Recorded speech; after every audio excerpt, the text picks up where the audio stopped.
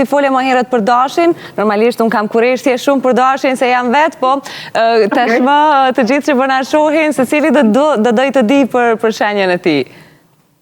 Po i ndaj shenjat në grupe, ose po i marrë me radhë, shkurtimisht të gjitha shenjat.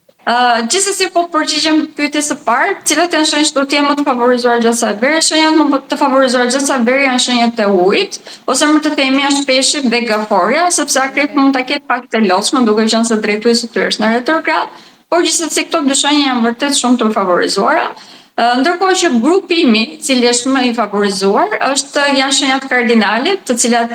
është edhe shenja e dashit. Kemi shenjën e dashit, gaforen, peshoren dhe bricjapin. Këto janë shenjat të cilat janë vërtet favorizuar gjatë sa veri, se do të kenë një zhvillim shumë të madh. Dashi zhvillime në përgjithësi do ta kenë në tematikat familjare dhe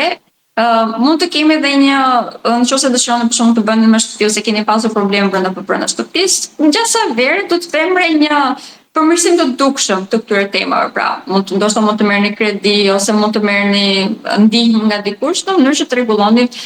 mirëqenien tuaj nga ana ekonomike, sidomos brenda problemeve siç e thash banesës dhe familjes. Për shenjën e gaforës do të kemi një zgjerim të dukshëm, pothuajse në gjithçka dhe do të futet në një fazë vërtet të madhe zgjerimi.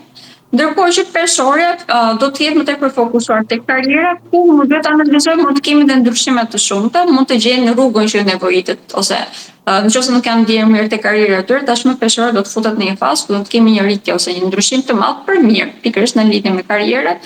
Për shenjën e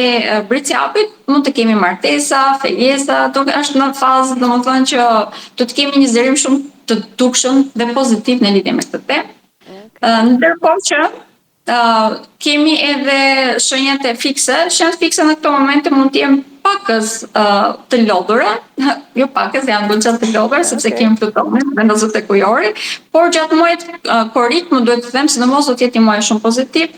Edhe tani pjesa e fundit e qershorit që na ka ngel do të jetë vërtet shumë pozitiv, sepse edhe pse mund të kemi disa sfida në mënyrë që të gjejmë rrugën tonë, në të njëjtën kohë kemi dhe Venusin të vendosur tek shenja e Dimrit, i cili shton shumë edhe pozitivitetin, shton shumë dashurinë në të gjitha fushat e jetës. Për shembull për Dimin e shton vërtet në çdo fushë të jetës së tij. Tashmë mund të kemi dhe lidhje të reja, mund të kemi fillime të reja dhe në lidhje me çështjet materiale, pra mund të investojnë në vende të reja të cilat është edhe që ka vajtur mendin deri tani, që do të sjellin të ardhmë materiale të mira. Për luantët kemi një zhvillim të madh për ta në karrierë, të gjitha sfidat që mund të kemë pasur me partnerët e tyre do të kenë gjuhë më pozitive në këto momente. Do të jemë më të aftë për të prodhuar të mira materiale, ndërkohë që për akrepin, siç e përmendëm, mund të jetë pak i lodhur sepse është Plutoni që është në retrograd, por gjatë gjithë kësaj periudhe, duke qenë se do të kemi shumë vendosje pozitive tek shenjat e ujit, do të marrë një ndihmë shumë të madhe, qoftë nga miqësia e tij, e njëjta gjë e vlefshme, mund të kemi dhe lidhje të reja. Nga ana tjetër do të kemi një përmirësim të dukshëm edhe të marrëdhënieve që kanë me personat që kanë në jetën e tyre, edhe me partnerët që kanë në lidhje me biznesin, mund të kemi edhe për ta fillime të reja romantike, që është vërtet një fazë pozitive. Për ujorin do të kemi ndryshime të mëdha në çdo fushë. Ndryshimi më i madh do të vijë gjatë muajit korrik, sepse drejtuesi i tyre do të kalojë tek shenja e binjakëve, ku ndryshe nga çfarë ishte Jupiteri,